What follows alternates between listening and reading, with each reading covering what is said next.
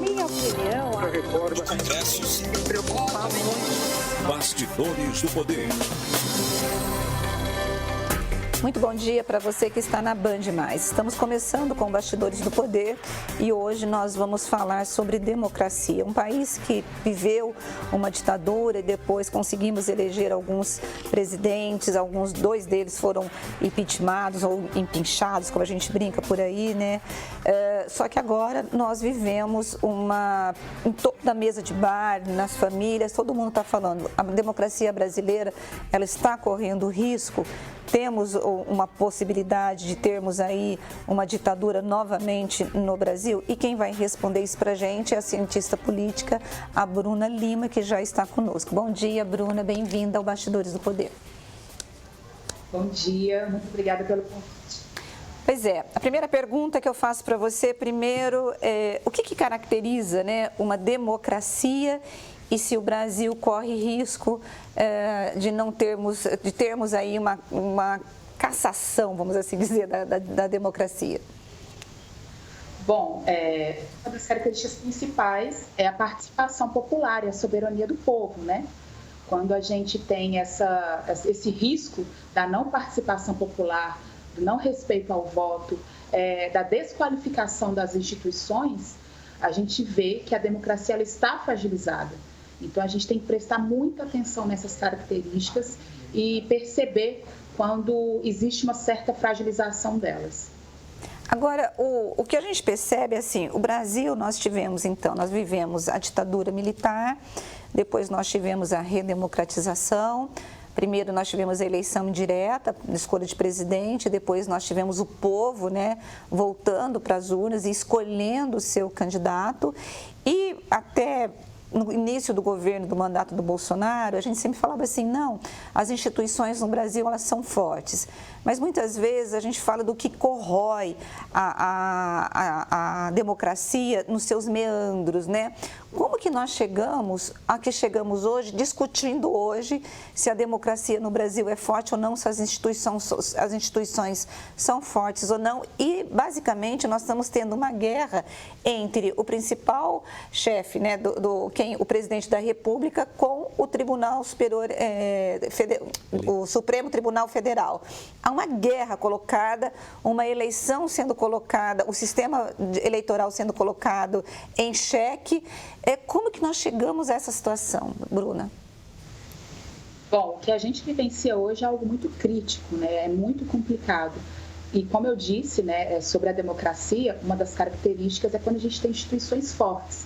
E ela tem sido enfraquecida politicamente. Os discursos do atual governo têm o intuito de enfraquecer as instituições e as próprias instituições, às vezes politicamente, tomam decisões completamente equivocadas, principalmente as suas escolhas políticas. Então, atualmente, a gente pode falar, eu particularmente com as minhas análises, eu não acredito que as instituições estejam fortes, questiono muito as decisões das instituições que conduzem o nosso sistema político.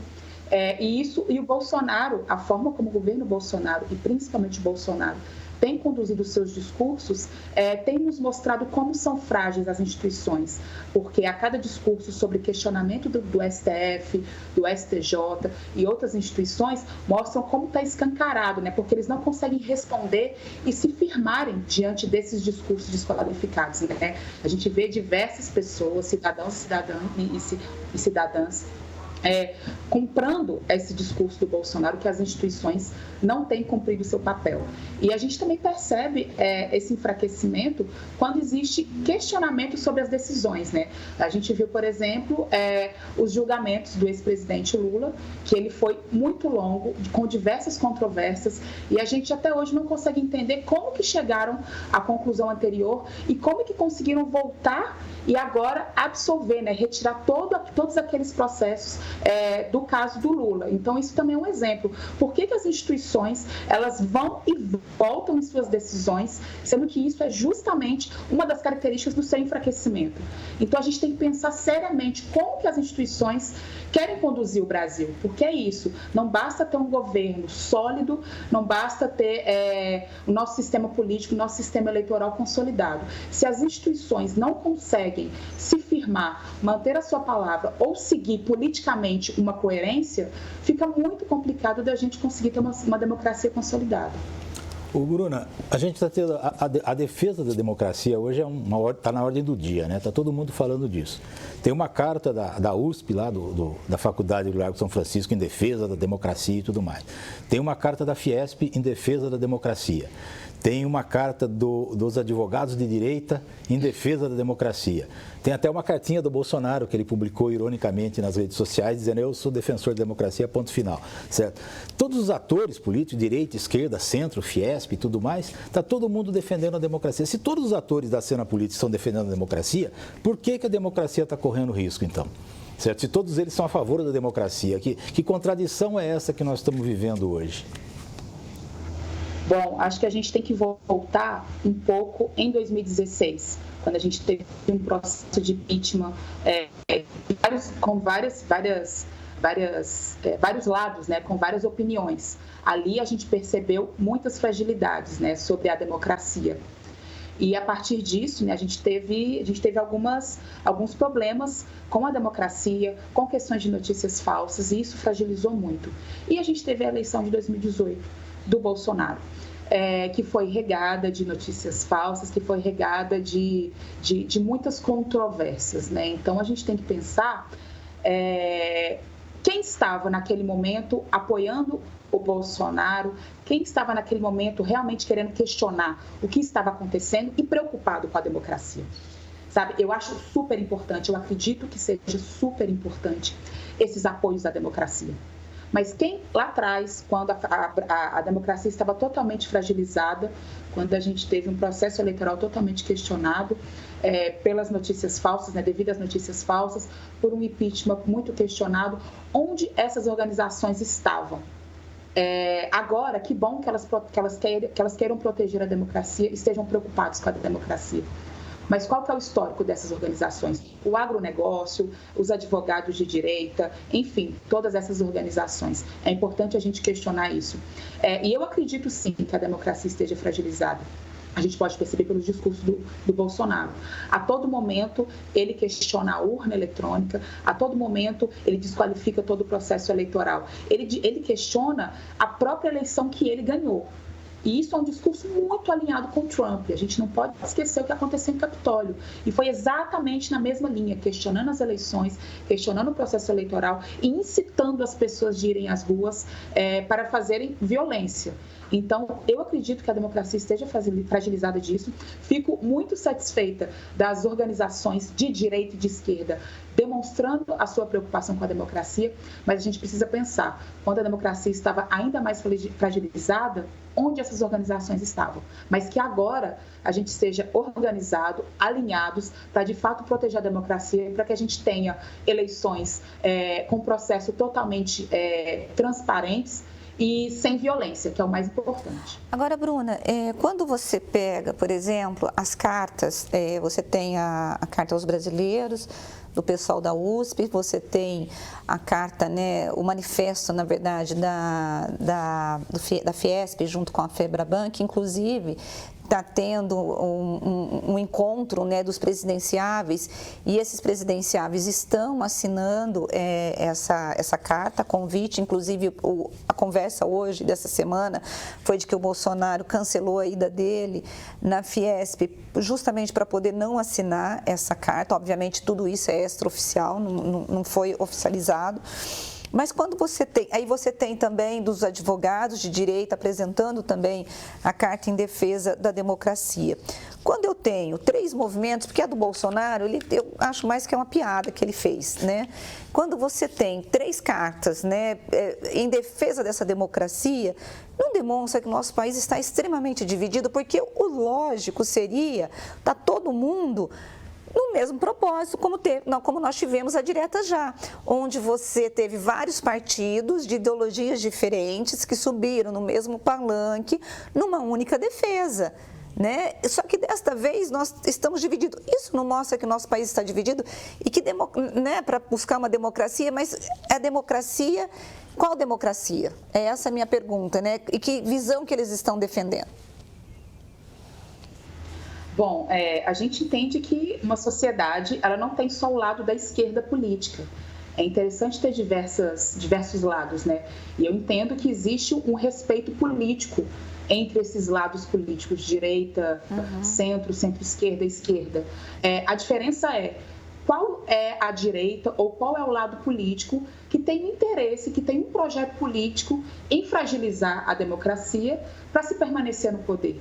Eu acho que a gente tem que fazer esse questionamento. Assim, é importante a gente ver, né, essa volta, né? Igual a carta do Largo do São Francisco fala sobre 1977, como que aquela carta foi importante, toda aquela mobilização foi importante. Porque eu acho que a gente tem que se precaver do que pode vir a acontecer. Assim. Então, se existem tantas organizações, tantos grupos especializados, né, juridicamente, politicamente, já adiantando as cartas, né, pró-democracia para o que pode vir a acontecer, é porque a gente tem que confiar que algo está fragilizado. E isso permanece quando o Bolsonaro os chamam de caras de pau, palavras, né, de baixo calão, porque ele não acredita que essa carta pode trazer alguma coisa. Ele desqualifica, inclusive, as próprias cartas.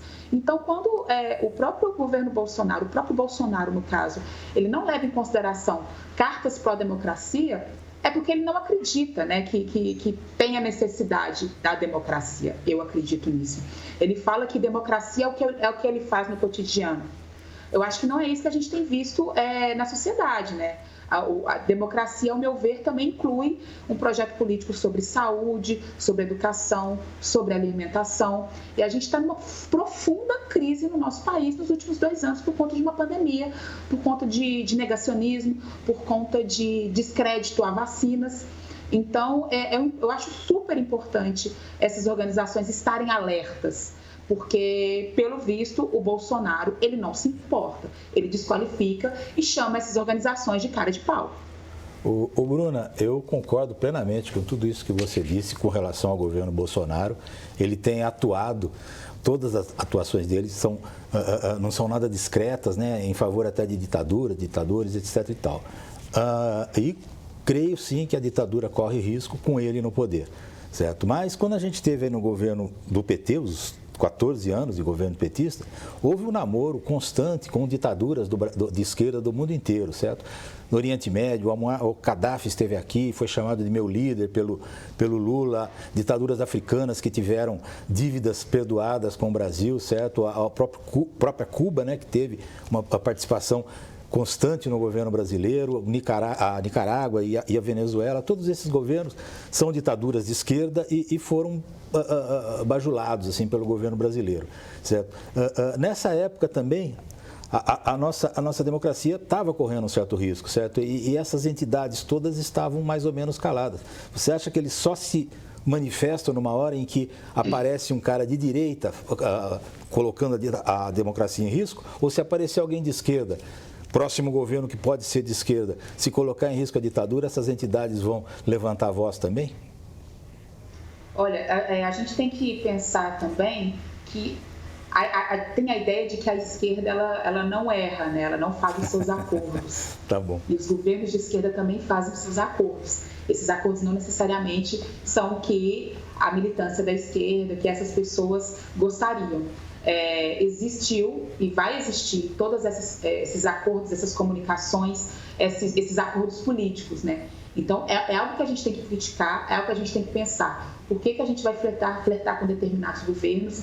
Por que a gente vai fazer acordo com determinados grupos de direita, de centro-direita, para que a gente consiga ter algum tipo de governo mais estável? Até porque é disputa de projeto político, né? A gente vê, por exemplo, agora o candidato Lula vai ter o vice, o Geraldo Alckmin, que é historicamente um adversário. Então, qual que é o intuito dessa união, né? O intuito dessa união é ir contra o bolsonarismo. Mas até que ponto isso vai ser possível ter harmonia nessa chapa, por exemplo? Porque vai existir uma disputa política. Mas, enfim, eu falo isso porque os acordos eles acontecerão. Mas o que a gente faz com esses acordos que é o mais importante? Qual é o impacto da gente ver governos petistas no passado irem em governos que são considerados ditadura? existe um impacto político disso. Eu acho que até onde eu me lembro, teve uma ofensiva sobre isso. E eu me lembro que algumas organizações responderam à altura do que estava sendo visto, né? Então, eu não acredito que as organizações naquela época ficaram caladas, mas a democracia não estava em risco. Então, quando a democracia está em risco, quando é desqualificada a urna eletrônica, quando é desqualificado um processo eleitoral e um processo político, isso é grave. Porque para chegarmos a uma ditadura, para chegarmos a um governo autoritário, é muito fácil.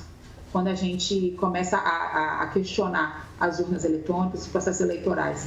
Mas a gente também tem que se preocupar com os acordos políticos. E isso eu concordo plenamente, que a gente tem que se preocupar. Bom, Bruna, eu quero te agradecer, né, para a gente ter batido esse papo aqui no Bastidores do Poder. Muito obrigada. E tomara que a nossa democracia sobreviva, né? Pois é. Muito obrigada. E porque depender dos cientistas políticos, a gente vai permanecer em democracia e as eleições serão muito proveitosas, digamos assim. Tá certo. Muito obrigada, viu? Obrigado. E nós vamos para um rápido intervalo e você não saia daí. Bastidores do Poder.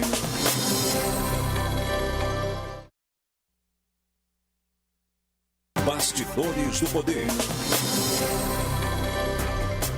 Bom, nós estamos de volta com Bastidores do Poder e, obviamente, está todo mundo definindo, né, as suas chapas eleitorais. E nesta semana, quem definiu foi o atual governador do estado de São Paulo, Rodrigo Garcia, que é pré-candidato ao governo de São Paulo, à reeleição, né? E ele fez acordo, gente, com quem? Com União Brasil. Estava todo mundo querendo União Brasil. O Fernando Haddad, que é o candidato do PT, queria o União Brasil. E, pelo acordo, o que aconteceu? O Geninho Zuliani vai ser o candidato a vice do Rodrigo Garcia e o Aparecido, que é o atual secretário, Edson Aparecido, que é o atual secretário de saúde da prefeitura, foi secretário, né, que ele saiu, foi secretário de saúde da prefeitura de São Paulo, vai ser o candidato a vice. A senador. Desculpe, a senador pelo MDB. Com isso, e por que o União Brasil acabou conseguindo esse lugar na chapa do Rodrigo Garcia? Porque ele tem tempo de televisão, ele vai dar tempo de televisão para o Rodrigo Garcia e também é o partido que tem mais dinheiro, são mais 700 milhões que vai ter para poder gastar nas campanhas eleitorais. Só que estava todo mundo dizendo que para o Rodrigo Garcia o melhor seria ter uma mulher como candidata a vice. Inclusive se falou na deputada federal Naline que poderia ser a candidata, o nome dela foi ventilado. O que você achou dessa chapa, Edmilson? O Geninho é quase que um ilustre desconhecido. Isso. Né? O Edson Aparecido não, já é um político tradicional no estado de São Paulo, no Brasil até, certo? Mas a chapa do Rodrigo Garcia está sendo feita com muito cuidado, né? Certo? Ele conseguiu o apoio do União Brasil, que ele estava tentando já há um bom tempo. Com isso ele tem um tempo na TV enorme, talvez o maior tempo na TV seja dele agora. E a última pesquisa indica que ele já está empatado com o Freitas, né? O Tarcísio Freitas, que era o candidato que estava em segundo lugar. Então, há uma possibilidade aí dele agora passar a segundo lugar, até tirando o Tarcísio Freitas e, sei lá, se alcançando um Haddad ou não, porque, como eu disse e tenho dito sempre, a disputa em São Paulo começou a ser feita entre o Haddad e o Tarcísio Freitas no primeiro momento, certo? Mas eu disse desde lá no começo, o governador de São Paulo, quem está no poder, é um poder muito grande, principalmente por causa do interior do estado de São Paulo, que é para onde a campanha do Tarcísio agora está tentando caminhar, porque percebeu que o poder do interior do estado é muito grande e pode fazer o candidato ser eleito. O interior é onde você elege mesmo. E o Rodrigo Garcia, mesmo quando ele estava lá com um dígito apenas nas pesquisas, ele estava tranquilo, dizendo o seguinte: eu tenho apoio de 603 dos 645 municípios. Ou seja, gente, ele está tentando conseguir, né, esse apoio do interior. E, por exemplo, na próxima semana ele vai estar aqui na região em Jaguariúna, participando de um evento, o Rodrigo Garcia, então ele está focando mesmo o interior. Gente, mas mudando, saindo do PSDB e saindo do União Brasil, o que está pegando fogo mesmo é o PROS. Está uma briga, gente, pelo controle do PROS nacional. Então, você tem, por exemplo, nós tínhamos o Marcos Holanda, que acabou ocupando, via, né, uma decisão judicial, o partido, a direção do partido, do PROS. Nesta semana que passou, o ex-presidente, o Eurípides, ele conseguiu voltar para o controle do partido. E nesse íntere, ele fez uma reunião com Lula para poder fechar com o Lula apoio ao Lula, e isso tirou, então, o Pablo Marçal, que é um candidato do PROS à presidência da República. Mas, gente, vou falar para vocês, nem bem o acordo foi assinado ou selado, o juiz deu uma nova liminar e o presidente Marcos Holanda reassumiu o comando da sigla. Mas o Edmilson Siqueira vai contar para a gente o que está pegando agora nessa história aí da justiça, e é um negócio vergonhoso. Essa volta, né, do Marcos Holanda para a presidência do PROS, surgiu aí uma denúncia e uma gravação, inclusive, em que ele diz que ofereceu dinheiro ao desembargador de Aulas Ribeiro. Aliás, indiretamente, ele deu dinheiro para a irmã do desembargador, que é a advogada Raquel Costa Ribeiro, para que o desembargador fizesse uma sentença a favor dele. É uma denúncia gravíssima, né, que envolve poder aí, envolve a justiça, que, se for confirmada, muitas cabeças vão rolar e vai ter influência na disputa presidencial. Por quê? Porque o candidato do PROS, ele não é nada, tem 1% nas pesquisas, mas esse 1% está sendo cobiçado pelo PT, que já havia feito um acordo com o presidente anterior, e se essa denúncia vingar e o partido ficar na mão do Eurípides, o Eurípides vai fazer um acordo com o Lula, certo? E que esse 1% pode até ir para o Lula e definir aí, já que eles estão tentando 2%, 3% a mais da candidatura do Lula para não ir para o segundo turno e o Lula ganhar no primeiro. Então é um imbróglio tremendo, certo? Que vai dar muito pano para manga aí essa semana e talvez nas outras. Gente, mas o que chamou a atenção mesmo nessa semana foi a história de um pecuarista, né? O Ciro de Toledo Júnior, conhecido como Nelore Ciro. Aqui está Nelore Ciro, Ciro Nelore, né? Dizendo a funcionários de sua fazenda em Araguaçu, no Tocantins, que se eles votarem no Bolsonaro, ele vai pagar um 16º salário. Se o Bolsonaro ganhar. Se o Bolsonaro ganhar, obviamente, ele vai pagar esse 16º salário. Ou seja, isso é ou não é, Edmilson, compra de votos? Descaradamente, né? Parece aqueles coronéis do Nordeste que compravam, tinha um voto de cabresto de todo mundo, ele que punha os votos das urnas, que eram cédulas que se colocavam nas urnas, e de repente na urna tinha lá 500 eleitores inscritos na urna e pareciam 3, 4 mil votos lá, e se contava esses votos, e o candidato do usineiro, do coronel da região ganhava, assim. É mais ou menos isso que esse empresário está fazendo aí, comprando, né, os votos dos seus empregados, para que eles votem no Bolsonaro. É crime isso, inclusive. É crime, isso pode ser investigado. Agora vai ser investigado como, né? Porque ele é crime, só que você só vai poder investigar. Ele gravou um vídeo, aí o vídeo já serve como prova. Ele vai gastar R$90 mil, mas a minha questão eu não sei o que está acontecendo nesse país, que o povo está ficando muito cara de pau, porque você gravar um vídeo dizendo que você vai gastar R$90 mil para poder comprar voto, gente, é um crime descarado, né, Edmilson? Pois é. A Justiça Eleitoral tem que atuar nesse sentido para evitar que outros casos desse tipo, de qualquer lado, não é só para o Bolsonaro, não, certo? Tem muito empresário que vota no que defende o Lula, que faz campanha para o Lula também, certo? E para outros candidatos também. E em governo do Estado, em governo do Nordeste, está tudo em jogo aí. Então é um perigo que essa moda pegue e, de repente, alguém que faça isso não seja punido. Pois é. Bom, gente, e com essa história aí de compra de votos, nós vamos ficar por aqui, desejando a você um excelente domingo. Edmilson, muito obrigada, viu? De nada. Estamos aí. Um excelente domingo para todos também. Bom, gente, com vocês, uma boa semana. Meu desejo para você é uma boa semana para você. A gente volta a se encontrar na próxima semana com mais de Bastidores do Poder. Tchau para você.